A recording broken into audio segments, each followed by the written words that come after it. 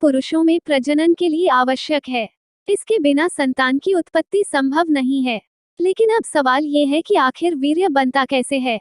इसके बनने की प्रक्रिया क्या है? तो इस सवाल के जवाब में ये कहा जा सकता है कि वीर्य पुरुषों के अंडकोश और अंग के मार्ग में मौजूद प्रोस्टेट, सेमाइनल वेसिकल और यूरेथ्रल नामक ग्रंथियों में से निकलने वाले रसों से निर्मित होता है। वीर्य में तकरीबन 60% सेमाइनल वेसिकल, 30% प्रोस्टेट ग्रंथि का रिसाव और केवल 10% अंडकोश में बने शुक्राणु यानी वीर्य की मौजूदगी होती है। ये वीर्य इसी वीर्य में तैरते रहते हैं।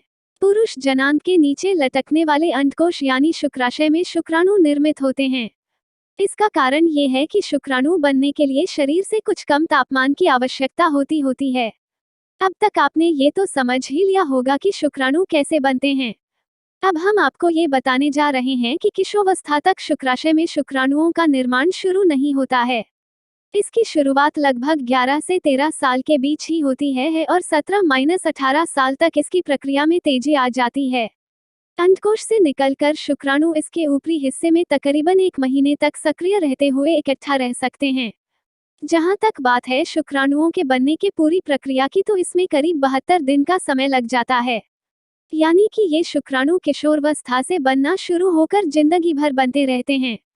शुक्राणुओं के निर्माण में हमारे मस्तिष्क के पिट्यूटरी ग्रंथि, FSH हार्मोन व टेस्टिस से निकले टेस्टोस्टेरोन हार्मोन आदि की महत्वपूर्ण भूमिका होती है। इसलिए इन हार्मोन्स की कमी होने पर शुक्राणु नहीं बन पाते हैं। पुरुषों का शरीर लाखों सूक्ष्म शुक्राणुओं का उत्पादन करने के लिए लगभग निरंतर ही काम पर लगा रहता है।